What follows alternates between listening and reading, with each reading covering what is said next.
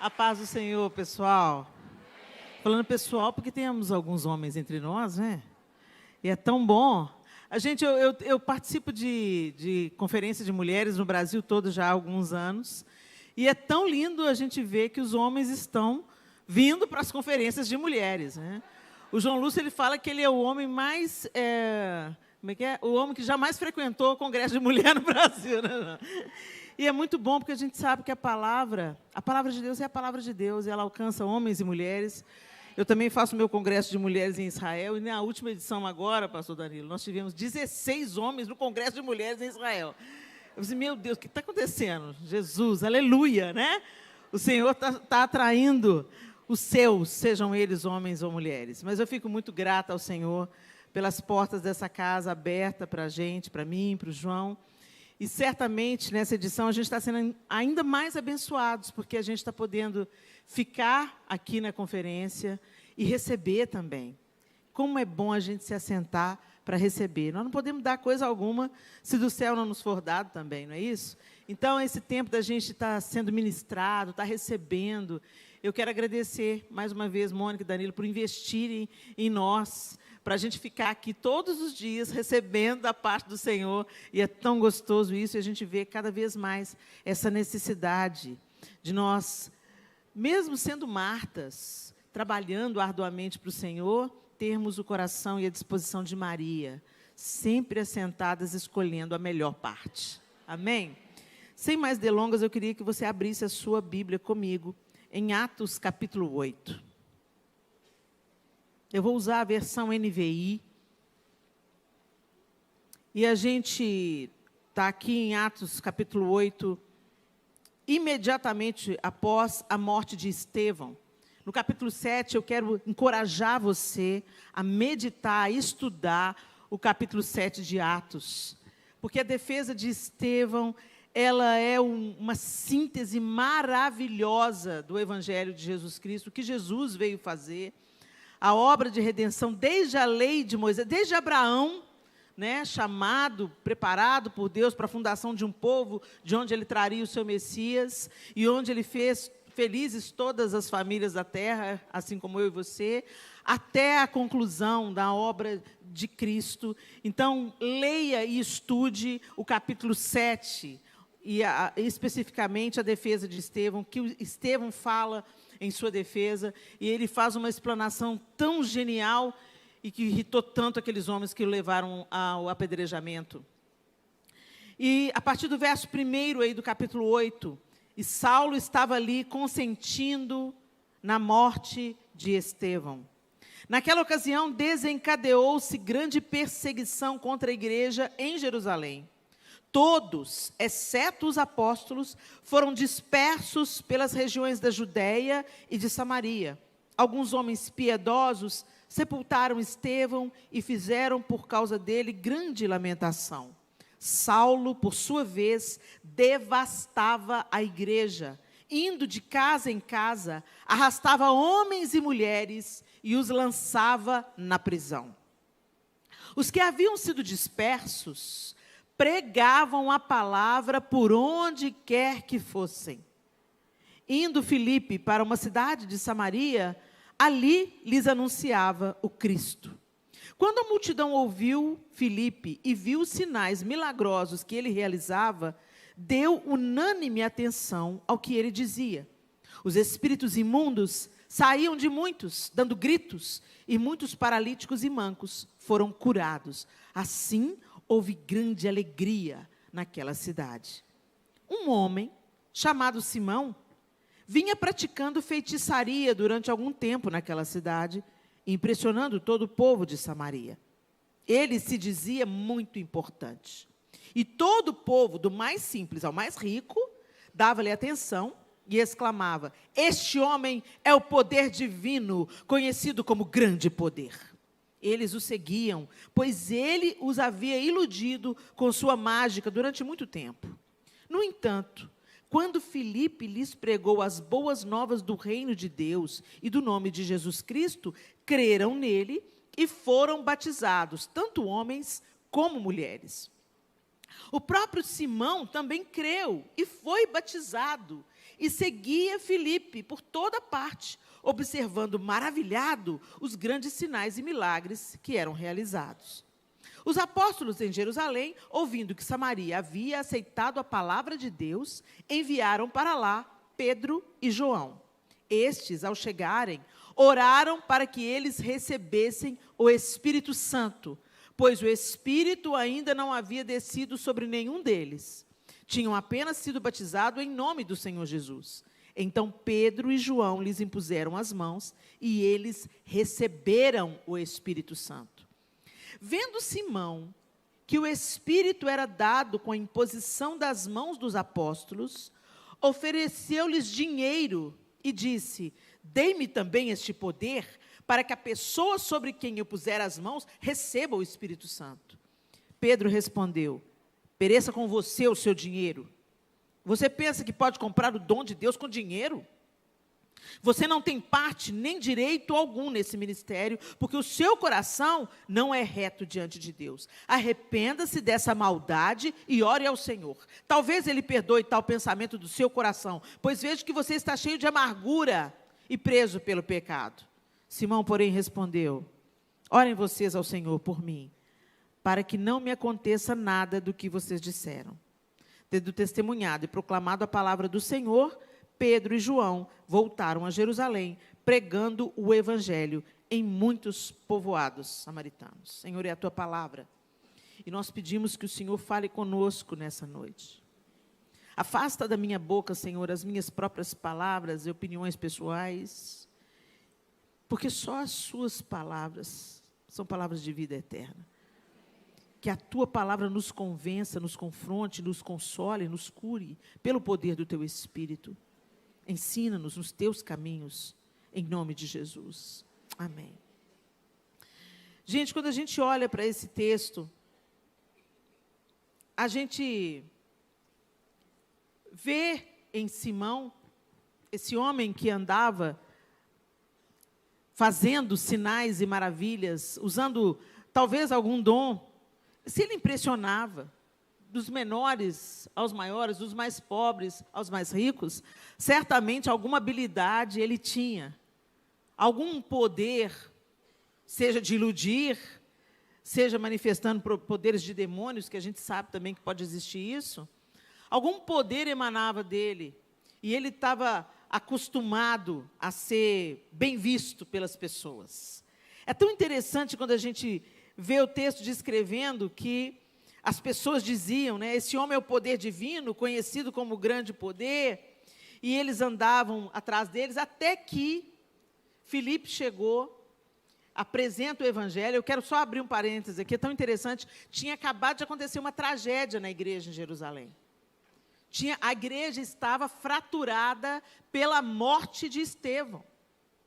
Estevão foi morto por inveja, por raiva, era uma morte injusta. Estevão não merecia o apedrejamento. Agora, eu acho tão interessante que mente e que espírito empoderava estes homens, que, diante da dispersão de todos pela região da Judéia e Samaria, os apóstolos permaneceram em Jerusalém. Então, o que o texto está dizendo para a gente é, uma situação difícil estava acontecendo, mas os apóstolos ficaram firmes ali. O resto da galera dispersou, mas é tão interessante que o texto fala que ele dispersou, mas foram pregando o evangelho. Olha, gente, a gente tem muito o que aprender com esse texto. A coisa estava ruim de verdade. Um irmão amado tinha sido apedrejado até a morte. Isso os fez recuar? Fez, Helena, eles dispersaram pela Judéia e Samaria. Eles dispersaram e foram fazendo o quê? Pregando o evangelho. Então, o que parecia um recuo, estava sendo, na verdade, uma estratégia, né? Porque talvez se Estevão tivesse ali em Jerusalém, continuasse aquele ambiente fervoroso e propenso, ficaria todo mundo ali. Então, não se engane. Gente, diante de tudo isso que está acontecendo no Brasil, é impossível a gente não tocar nisso, só se a gente tivesse morto para não saber o que está acontecendo, né? E uma pessoa virou para mim e falou, eu falei assim, gente, eu estava assim, num gostinho assim de ver as promessas que eu ouvi contadas na minha adolescência. Eu ouvi palavras proféticas sobre o Brasil na minha adolescência inteira. Deus vai levantar o Brasil, Deus vai levantar uma nação avivalista, o Brasil será celeiro de missionários para o mundo, o Brasil isso, o Brasil aquilo outro. E a gente começa a ver o Brasil se estruturando e ganhando desenhos que podem nos tornar economicamente melhor e tal. Parece assim que vai. Vou ver as promessas se cumprirem de repente. E você pensa que Deus perdeu o controle? Foi uma crise que fez o povo dispersar, saindo, levando o evangelho para Samaria e Judeia. Aí, de repente, gente, às vezes as promessas cumprem, sabe? O tiro saindo pela culatra. O diabo pensa que está ganhando e Jesus está ressuscitando, entendeu?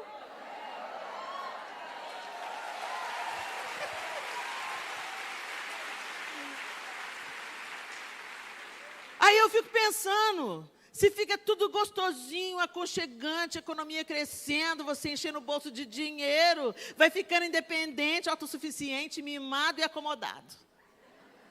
Vem um governo duro, de perseguição, de babá, limpa o muro. Quem está aí brincando de ser crente, vai beijar a boca do capeta. E quem quer Jesus vai ficar mais inflamado e mais ousado, e você, Senhor... Eu vou, Senhor. Uns vão ficar e vão ser avivalistas. E quem sabe esse é a ferramenta para a gente ser dispersado pelas nações? Para ir viver vida boa lá fora? Não, porque quando você sai lá fora, você vê que está todo mundo quebrado, gente. Está todo mundo quebrado. Eu tive uma experiência fortíssima nos Estados Unidos esse ano. Estive lá durante 3 meses na casa do meu irmão. E no final da minha trajetória lá, a gente foi dar uma passeada na Califórnia. Eu nunca pensei ver, nos Estados Unidos da América, a situação que eu vi. Muitos moradores de rua, pessoas comendo lixo e noiados, totalmente drogados, as pessoas entregues às drogas, liberadamente, assim. Eu falei, meu Deus, que miséria, que estado miserável.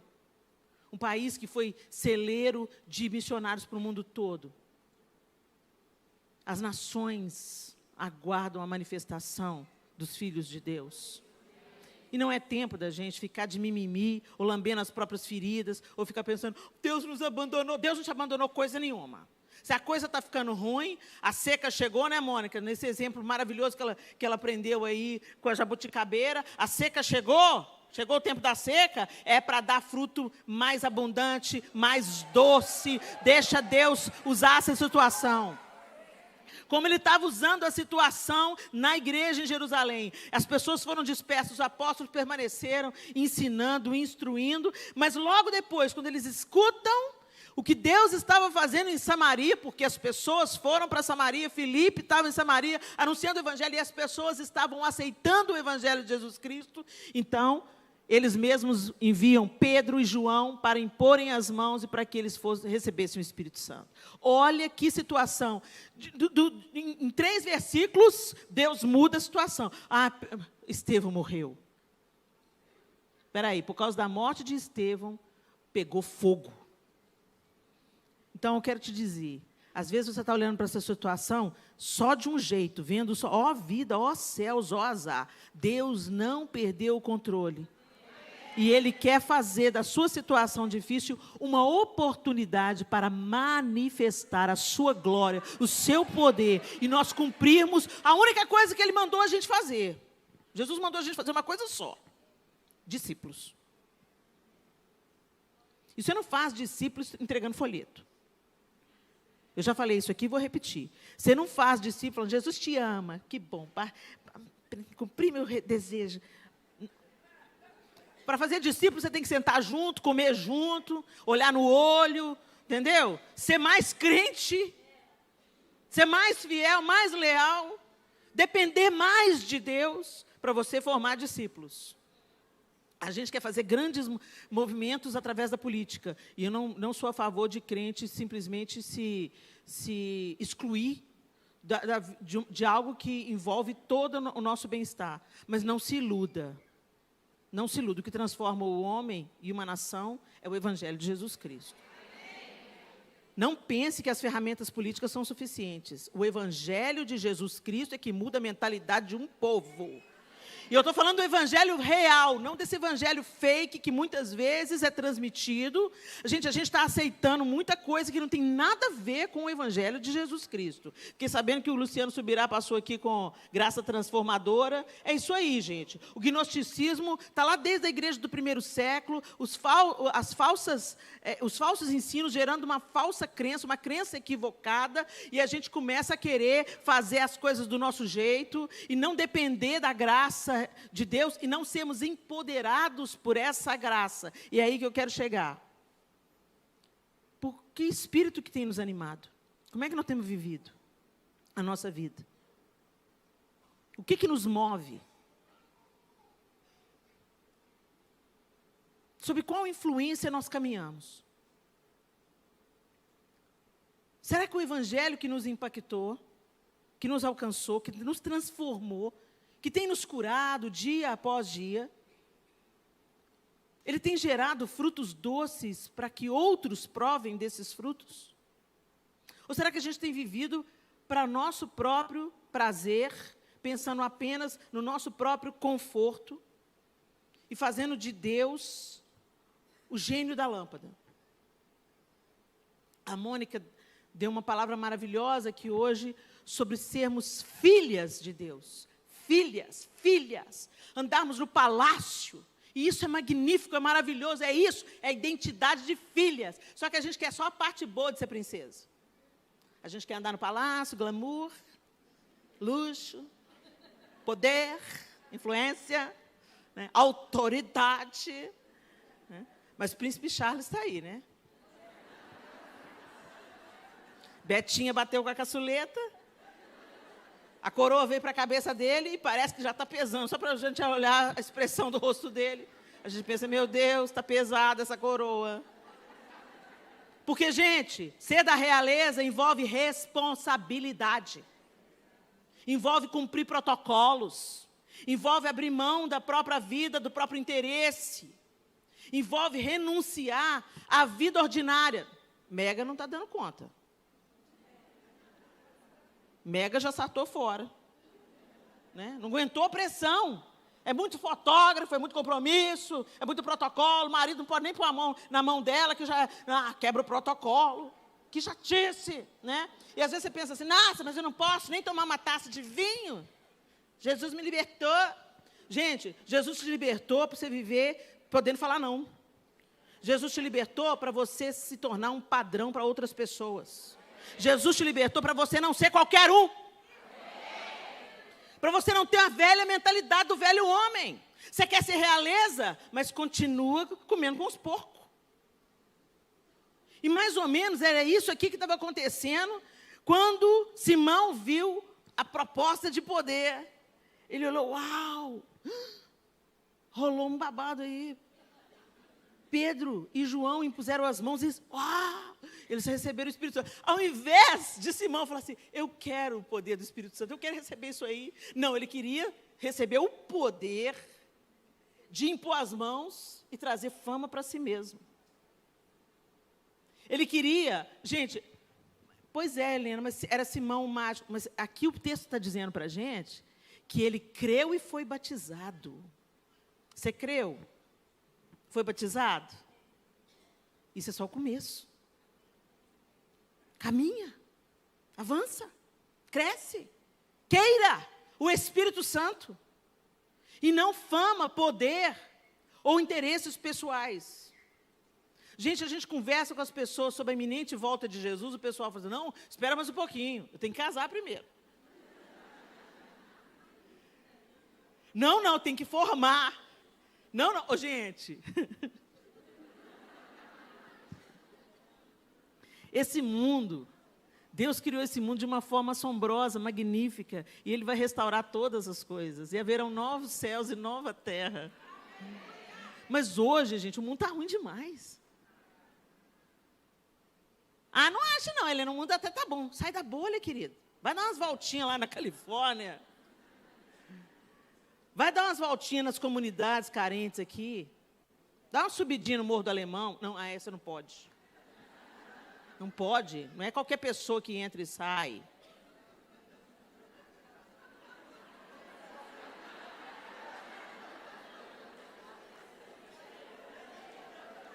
A vida está ruim, gente. Abre o jornal e lê.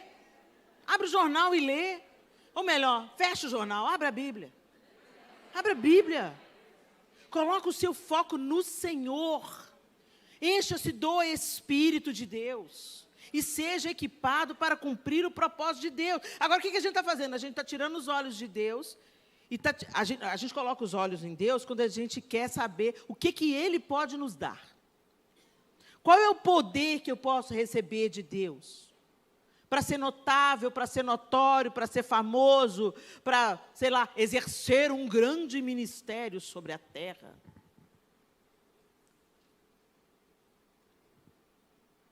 O Senhor nos chamou para sermos príncipes e princesas, sim, filhos e filhas. E isso envolve poder, graça, misericórdia, perdão, restauração, esperança, alegria. E também envolve renúncia. Renúncia. O negue-se a si mesmo não mudou, gente. Mas a gente não nega a nós mesmos. E a graça nos habilita a viver uma nova vida, com uma nova mentalidade. Mas a gente está vivendo, dando justificativas para Deus, dizendo, Deus entende a minha humanidade. Até a palavra humanidade, ela foi distorcida. Porque a gente usa essa palavra hoje em dia para justificar a nossa picaretagem. Sou humano, não consigo ser perfeito, Senhor, vem e me leva além. É isso mesmo, o Senhor precisa de vir levar a gente, porque a gente é humano. Mas a nossa humanidade, a gente perdeu um pouco desse significado de humanidade. Gente, Deus formou a humanidade e fez a humanidade à sua imagem e semelhança. A queda aconteceu, corrompeu, distorceu a imagem de Deus em nós. Mas Jesus Cristo veio para restaurar a nossa humanidade. Então, quando a gente fala assim, humanidade, não é para justificar a nossa picaretagem, é para dizer que nós ficamos mais humanos, mais sensíveis, mais amorosos, mais parecidos com Deus. Quando Jesus manifestava seus sinais, milagres e maravilhas, Ele fez algumas vezes na sinagoga. Mas grande parte dos milagres e maravilhas que Jesus fez, foi indo com os discípulos de caminho, comendo na casa de um, atravessando de barco para outro lugar, vivendo uma vida ordinária, vivendo a humanidade.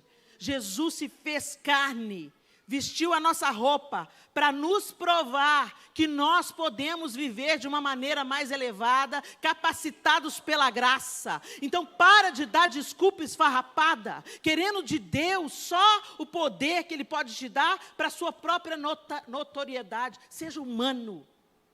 Seja cheio de Deus na sua humanidade. Para de querer grandes coisas, para de querer ser esse irmão, o mágico. O que ele queria? Ele vivia iludindo as pessoas e atraindo as pessoas a ele mesmo.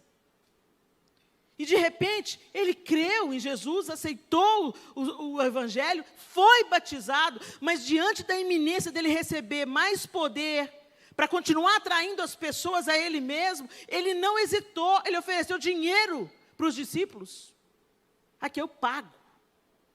No reino de Deus, nosso dinheiro não vale nada, se é para buscar fama para nós mesmos. O nosso dinheiro serve para servir. Nosso dinheiro nos é colocado nas mãos para servirmos aos outros, para abençoarmos os outros, para compartilharmos da dádiva que recebemos como expressão de gratidão por tudo que recebemos do Senhor.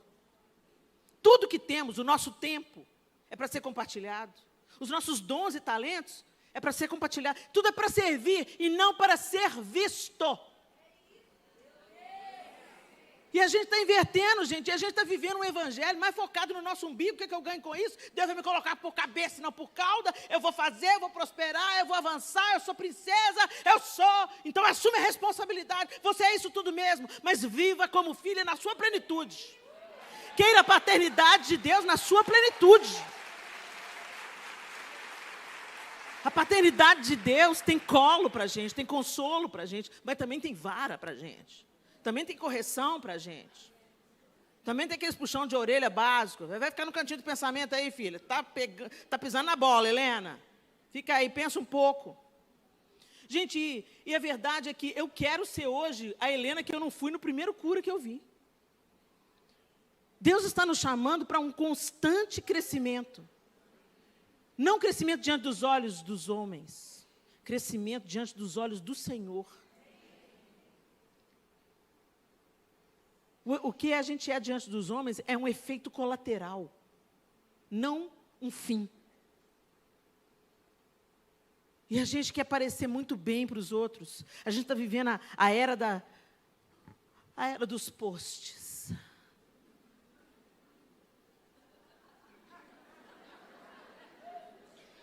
A Bíblia fala assim que seja a boca de outro e não a nossa que nos louve. Mas como a gente conta vantagem através de um post? É sutil, né? O diabo é sutil. Ele sabe como é que põe a mesa para nos atrair. E a gente ama ganhar curtida. Aí a gente ostenta. Ninguém posta o prato de arroz com feijão. Arroz e ovo frito. Prato do dia. Não posta. E se alguém postar, tem viva. É louco, arroz com ovo? A gente gosta de glamour. Como Lúcifer. O Cordeiro de Deus que tira o pecado do mundo, assumiu um outro modelo. E a gente fica exausto tentando impressionar os outros, enquanto Jesus convida: vinde a mim todos vós que estáis cansados, sobrecarregados, eu vos aliviarei. Mas ele não para por aí, ele fala: tomai sobre vós o meu jugo, porque o meu fardo é leve.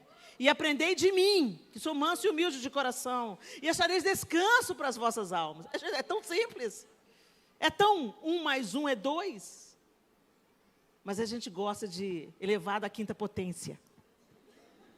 Né, matemático? A gente gosta. E aí a gente olha para Simão. O cara creu. Ele ouviu o evangelho. Ele creu. Mas diante de algo sobrenatural que estava acontecendo, ele se sentiu seduzido a ter poder. Para quê? Para servir os outros? Não. Para ser visto. Para ser querido, para se sentir amado. Quando eu fiz o meu teste vocacional, eu tinha 17 anos. E o primeiro tópico do meu teste vocacional deu oratória. Eu virei para a orientadora e falei assim: o que é isso? Ela falou: não, Helena, significa que você tem facilidade para falar. E as pessoas vão querer ouvir o que você tem a dizer. Eu falei: o que eu vou fazer com isso? Eu nasci para ser atriz. Eu quero ser atriz, eu quero cantar. Eu gosto de música, das artes. Fazer o que com oratória? E eu desprezei aquilo que o Senhor já estava sinalizando.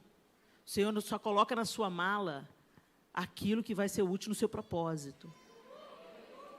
E eu desprezei, peguei aquela peça. Não, isso eu não quero não. Eu quero música, teatro. Depois eu fui descobrir que, na verdade, eu não queria música e teatro, eu queria ser vista. Porque quando as pessoas me aplaudiam, eu me sentia amada. Mas isso é uma mentira. Quem te curte, não te ama. Não é amor, gente, a gente está confundindo.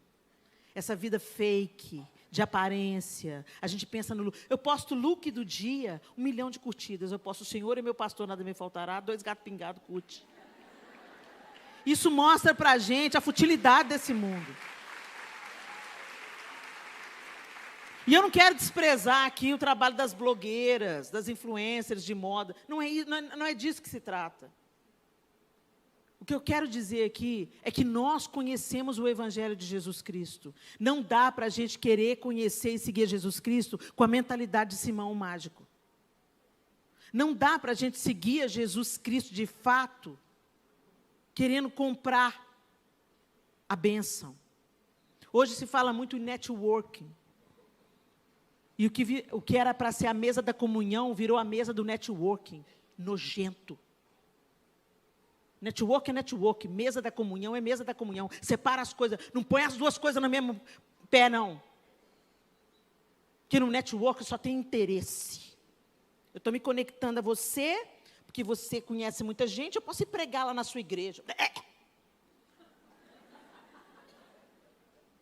Disgusting. É assim que fala, Michelene? Foi o que eu aprendi de inglês. Disgusting. A mesa da comunhão cura. A mesa da comunhão educa. A mesa da comunhão, ela disciplina. Ela encoraja. E ali na mesa da comunhão, quantas coisas Jesus fez sentado à mesa? Gente, Jesus quer chamar a gente para a gente viver a vida simples. E Pedro responde a Simão: o que é isso, Simão? O que você está querendo? Você acha que você pode comprar o dom de Deus? Se arrependa do seu pecado. E, gente, nós estamos precisando de nos arrepender desse evangelho que a gente está vivendo, que é focado só no nosso próprio interesse. Só em contar a bênção que Deus tem dado para a gente. Ostentar o que Deus tem feito na nossa vida. O que Deus tem feito na nossa vida é por graça e misericórdia. E é para ser compartilhado. É para servir aos outros. Não para se tornar oportunidade de nós nos acharmos superiores aos outros. Porque não somos. O Evangelho de Jesus Cristo nos torna livres. Não melhores do que ninguém.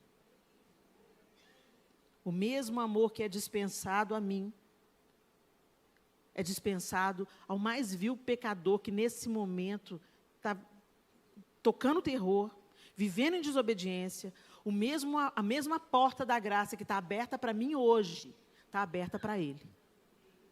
Então nós não somos superiores a ninguém, porque somos cristãos evangélicos. Deveríamos nos tornar mais servos, mais engajados, mais apaixonados por fazermos discípulos. Que o Senhor nos ajude.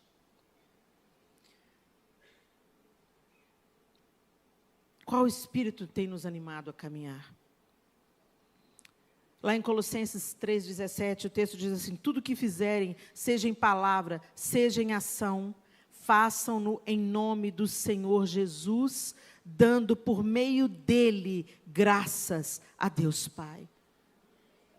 Tudo que fazemos, tudo que fazemos, tudo que fazemos. Se a gente está cozinhando para a nossa família, é em nome do Senhor Jesus. Se a gente está pondo uma mesa, é em nome do Senhor Jesus. Estamos lavando um banheiro, é em nome do Senhor Jesus. Gente, vamos resgatar, vamos deixar o Senhor curar a nossa humanidade. As grandes coisas não são comparáveis às pequenas coisas. É das pequenas coisas que a gente sente saudade quando a gente está num leito de enfermidade.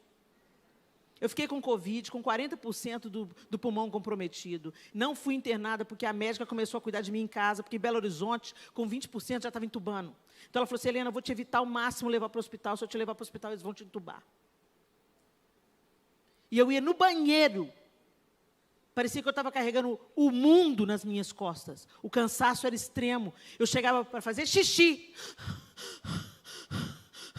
Afando. E quando eu voltava para a cama, devagarinho, eu tinha que deitar de bruço. Porque se eu deitasse de lado ou de cabeça, eu sufocava. Foi um negócio pavoroso. E do que eu senti saudade?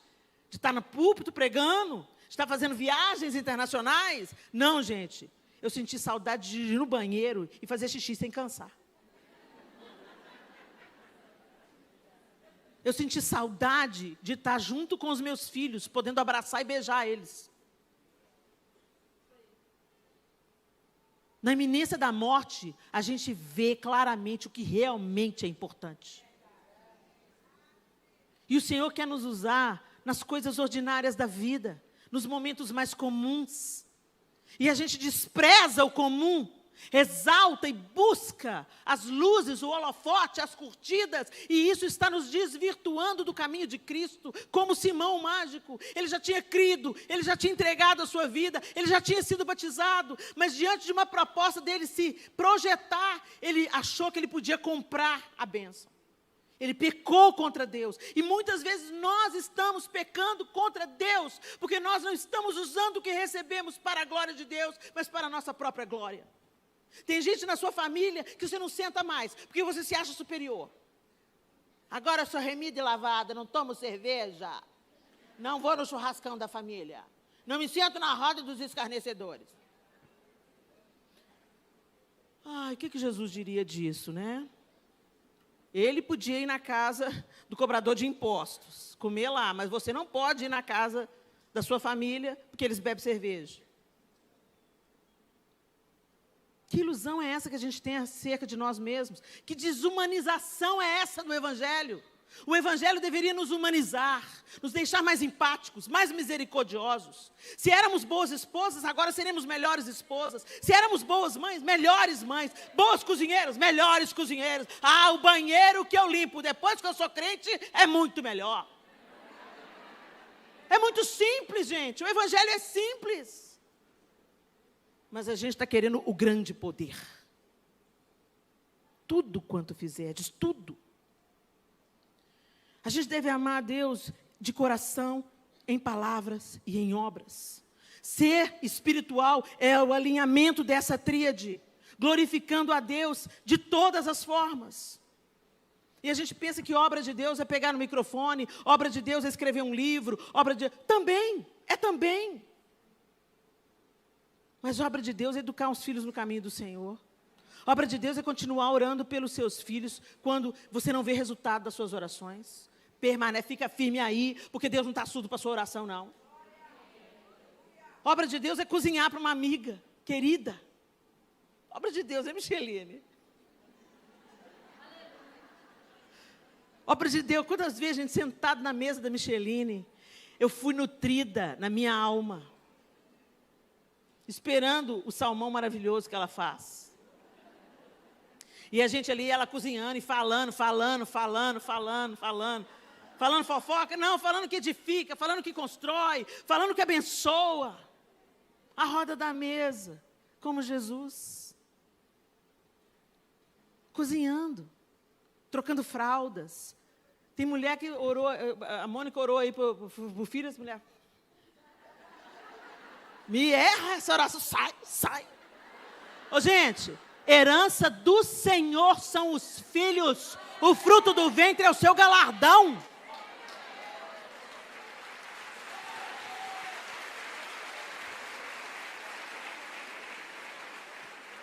De que espírito nós somos?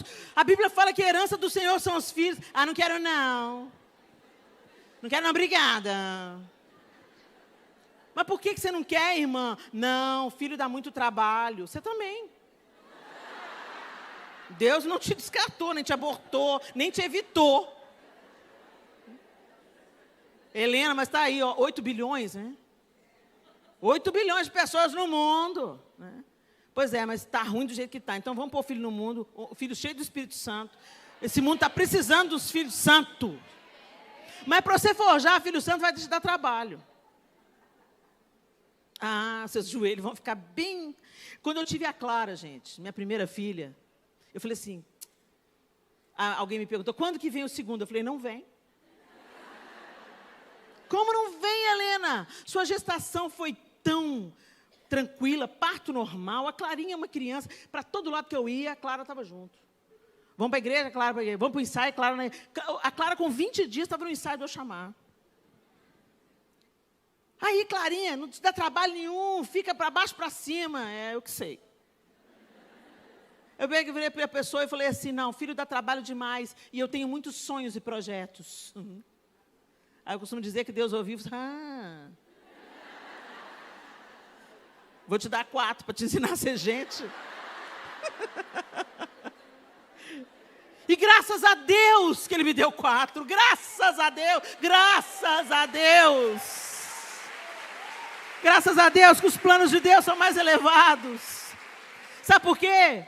Porque os 4 filhos me humilham todo dia. Os 4 filhos me ensinam a ser gente. Os 4 filhos me ensinam a orar, me ensinam a pedir perdão, me ensinam a liberar, entendeu? Me ensinou a ser uma... Eles me ensinam. 2 deles já estão casados, mas como eu aprendo com eles sobre a paternidade de Deus todos os dias. Como eu aprendo com eles a permanecer crendo, orando e me alegrando. E o Arthur, meu terceiro filho, era um filho que eu tinha muito temor no meu coração. Questionador, argumentador. Eu falei assim, Jesus, 2 eu não aguento, não. Não sei quem que eles puxaram, gente. Deve ser o João. Passou no Enem. Você vai fazer o quê, meu filho? História. História? Na Federal. Na Federal? Tem misericórdia. Gente, filho ensina a gente a orar. Filho ensina que você não tem nada no seu controle. Filho te ensina que todas as suas técnicas não prestaram para nada. Se a misericórdia de Deus não convence esses meninos da justiça, do pecado e do juízo. Filho te ensina que você não é boa mãe, coisa nenhuma, não. Eu me lembro que alguém elogiou o Miguel. Alguém chegou para mim e falou assim, nossa, mas o Miguel, que menino de Deus, viajou com a gente, que homem de Deus, que presença, que menino, você fez um ótimo trabalho. E eu aceitei o elogio. Aí a gente vê, gente, que nós dependemos de Deus para absolutamente tudo. Para sermos mães, dependemos de Deus. Para sermos esposas, dependemos de Deus. Para sermos boas amigas, dependemos de Deus. Para sermos profissionais, dependemos de Deus. Para pregar a palavra, dependemos de Deus. Nós não podemos fazer nada sem Jesus. Quando Jesus falou em João 15, em mim nada podeis fazer, Ele estava falando sério. Mas a gente tenta fazer tudo na nossa força, no nosso talento, confiado no nosso próprio braço. A gente tenta comprar o dom de Deus. E aí eu entendi. Deus interviu na vida do Arthur de uma maneira radical que eu nunca poderia planejar. Um dia ele foi visitar uma outra igreja. Já não ia na igreja, tinha uns 2 anos. E Jesus pegou ele. E eu vi diante dos meus olhos a transformação que Jesus faz na vida. Alguns temperamentos evidenciam mais o poder transformador do Evangelho. No caso, o Arthur. Esse ano, ele foi com a gente para Israel, depois de resistir a vários convites. Dessa vez, ele se convidou. Foi com a esposa. Ele se casou em abril. E pregou no Jardim da Tumba. E eu olhei para ele pregando e falei, posso aposentar. Que graça, que misericórdia. O que Deus faz na nossa vida, ninguém mais faz. Então eu quero te encorajar.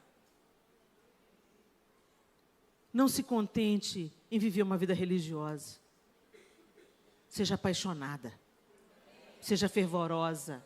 Seja radical, porque o amor é obediência. O amor é obediência. Aquele que tem os meus mandamentos e os guarda, este é o que me ama. Palavras de Jesus. E aquele que me ama será amado por meu Pai, eu também o amarei e me manifestarei a Ele. Então, amar a Deus não é a gente erguer as mãos aqui cantando lindas canções de amor. Aliás, nós somos bem emocionais, porque os nossos cultos, as notas musicais que nós usamos, elas são propensas a estimular a nossa emoção. E eu não digo que isso é errado, porque elas podem ser um caminho de facilitação, os tons certos, as notas certas, elas vão ser facilitadoras para a palavra ter livre acesso à sua alma. Mas eu quero te dizer, isso não é suficiente para mudar a sua vida. Tem gente que vem se emociona, canta, baba, chora, vem na frente, deita e continua vivendo aquela vida porca, aquela vida que não te tira da prática do pecado, e a gente justifica isso com: o Senhor me entende. Não, a graça do Senhor te capacita a viver em novidade de vida, a ser transformada de fé em fé, de glória em glória, até ser dia perfeito, a se tornar uma referência de Jesus por onde você andar na vida comum. E é isso que o Senhor quer fazer. Ele quer se derramar em você e através de você na vida ordinária. Você não precisa de ter um holofote em cima de você. Você não precisa das pessoas falando: o grande poder divino, como elas diziam. Talvez isso encheu tanto o coração de Simão o mágico, que ele não conseguia mais viver sem isso. Viciado na aprovação alheia, ele se ergueu contra o próprio Deus, querendo comprar o dom de Deus. E muitas vezes nós somos manipuladas pelo que vão pensar de nós.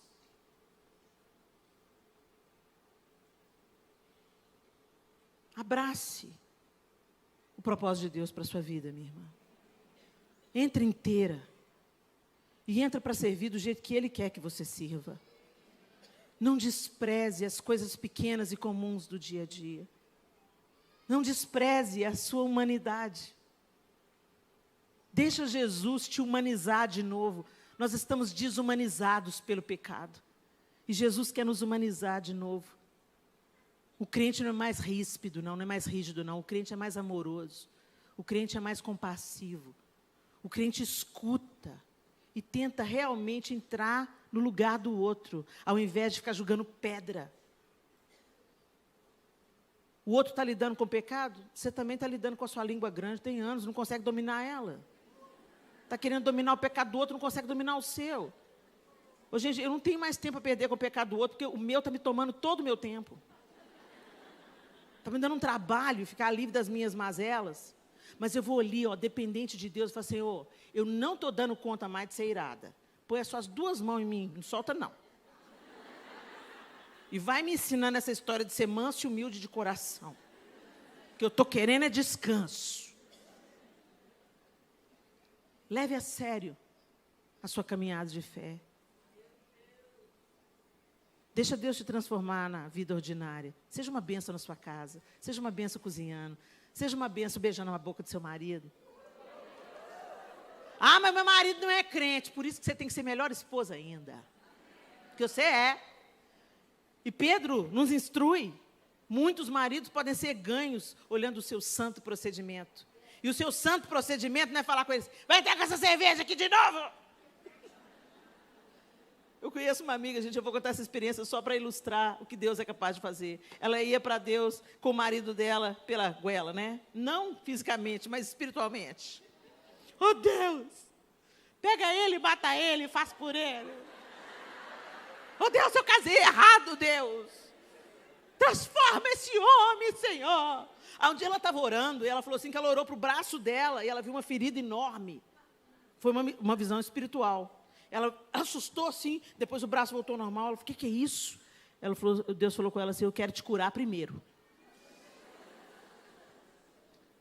Aí ela teve aquela consciência que ela precisava de ser curada. E aí o Senhor começou, né, o nosso tete-a-tete com Deus. Sabe por que a gente lê a Bíblia? Para o Senhor nos alinhar com Ele, para a gente conhecer a Deus. Não é para, sabe, cheque. Fiz o meu devocional. Li a Bíblia toda em um ano. Olha como é que eu sou boa. Não, gente, a gente lê a Bíblia porque a gente precisa conhecer Deus. Porque é conhecendo Deus que a gente vai ser transformado. Eu vou falar mais sobre isso amanhã. Não vou dar spoiler da pregação de amanhã. Mas o que eu quero te dizer é, nesse tete-a-tete com Deus, Ele vai te transformando. E foi isso que foi acontecendo na vida da Ana Lúcia. O marido dela gostava de uma branquinha e de uma cerveja. E aí, um dia o Espírito Santo falou com ela. E aí ela pegava, ele comprava cerveja, punha coisa, ela abria, tudo jogava na pia. Aqui em casa, não. Santinha. Aí Deus falou com ela: você não vai jogar a cerveja fora. Ela obedeceu. Aí um dia ela estava lá na cozinha e o marido dela falou: ô Ana, abre uma cerveja aí para mim. Aí um amigo dele chegou. Ela pegou e foi lá no fogão, fez umas iscas de carne ou de frango, não sei, que ele gostava muito com cebola, fez aquele tanto de tira-gosto, preparou a cerveja, os copos, o tira-gosto e desceu as escadas para a garagem. O marido olhou para ela, olhou para a bandeja, olhou para ela, olhou para o amigo. Que palhaçada é essa?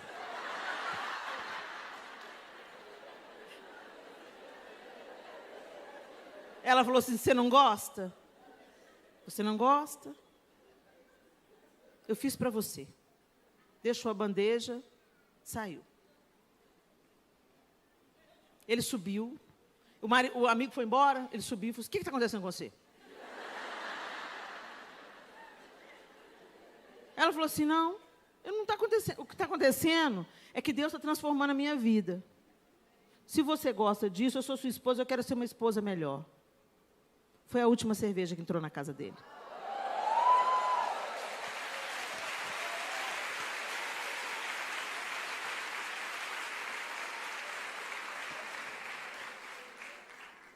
Se o Senhor tem coisas grandes para você, se Ele quer te levantar diante de uma multidão, se Ele vai fazer você, usar você ali ou aqui, é com Ele.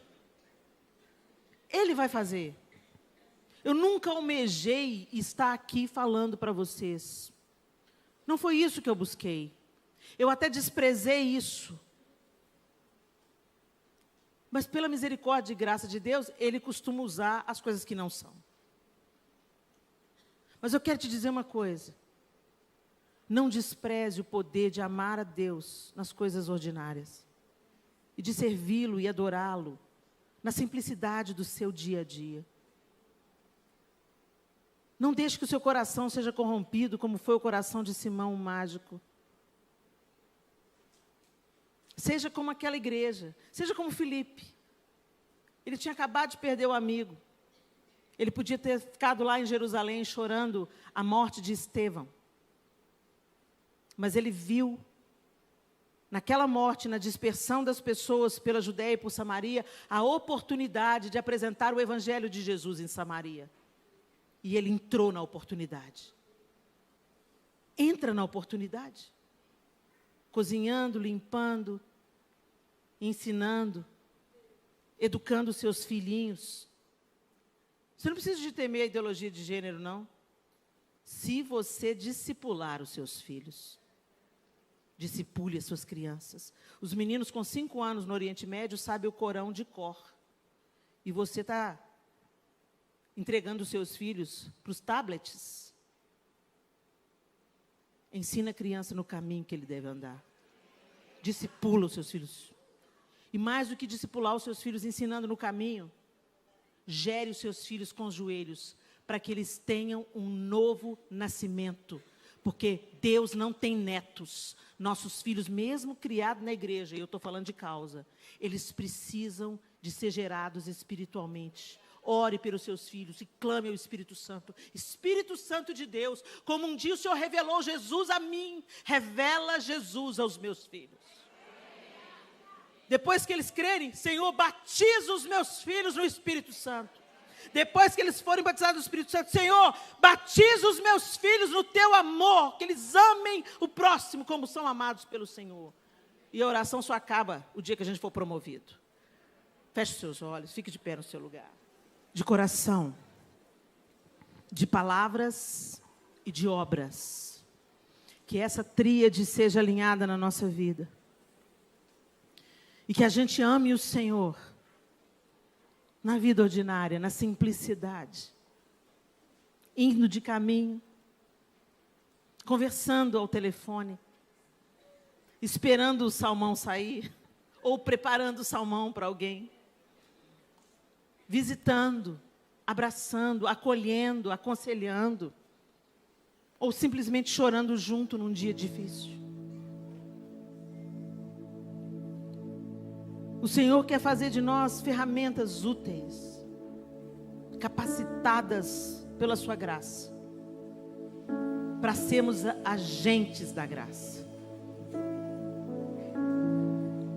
E a graça, ela alcança o que não merece. Não foi pela nossa dignidade que fomos alcançados. Não foi pelo nosso bom procedimento ou pelas roupas que vestimos. Não foi pelo nosso padrão moral.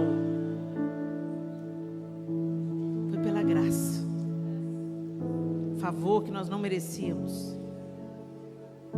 E essa graça nos capacita a vencermos as nossas debilidades. Ela é uma força capacitadora. Ela te empodera para levar um outro nível de vida. Então para de falar, eu não consigo. Eu posso todas as coisas naquele que me fortalece. Eu posso fofocar menos. Começa com menos, até que a fofoca seja extirpada da sua vida. Vai dando seus passos de fé. Vai deixando essa graça capacitadora te transformar nos seus relacionamentos, na maneira como você cuida, nas suas funções, no seu trabalho, na escola, na universidade. Deixa a graça te capacitar. E seja uma agente transportadora da graça. Que a mesma graça que te alcançou, te preenche e transborde. Te preenche e transborde. Te preenche e transborde. O Senhor te perdoa? Perdoe. O Senhor te escuta? Escute. O Senhor te abraça? Abrace. O Senhor insiste? Insista. O Senhor não desiste? Não desista. O Espírito Santo intercede por nós com gemidos inexprimíveis. Não pare de clamar. O que recebemos é para transbordar, mas não para nossa própria glória, mas para apontar para aquele que nos redimiu e transformou. Não mais presos à aprovação ou à carência de poder como Simão o mágico, mas intrépidos, ousados e agindo na oportunidade, como Filipe, como Pedro, como João, que em face da perseguição e da morte de seu amigo Estevão, transbordaram. Que Deus ajude o Brasil. Que Deus ajude a igreja a sermos agentes de graça nesses dias difíceis. Ó Deus, nós te louvamos, bendizemos o teu santo e poderoso nome. Grande e poderoso é o Senhor. Nós somos teus filhos e filhas, e essa é a nossa maior alegria, Senhor. Nos ajuda a desfrutar dessa alegria, Senhor. E não apenas da alegria, mas das responsabilidades. Queremos assumir, Senhor, os nossos postos de filhos de Deus, pois a criação aguarda a manifestação dos filhos de Deus. Vem, Senhor. Derrama-te em nós e através de nós. Em dias fáceis e em dias difíceis, que o Senhor seja glorificado. Em cima das plataformas, nas reuniões das igrejas e na vida ordinária, na vida comum, que sejamos agentes da tua graça, misericordiosos, bondosos, compassivos, não ostentando, mas repartindo. Ajuda-nos, ó Deus, que a tua graça que nos empodera para vivermos a vida abundante que Jesus conquistou para nós, nos alcance, passe por nós e transborde. Que o seu nome seja conhecido entre as nações da terra. Santificado seja o teu nome. Venha a nós o teu reino. Seja feita a tua vontade, aqui na terra como é no céu. O pão nosso de amanhã, não, de cada dia, nos dá hoje. Perdoa, Senhor, as nossas dívidas, como nós temos perdoado aos nossos devedores. Não nos deixes cair em tentação, livra-nos do mal, pois teu é o reino, o poder e a glória para sempre. Deus abençoe vocês.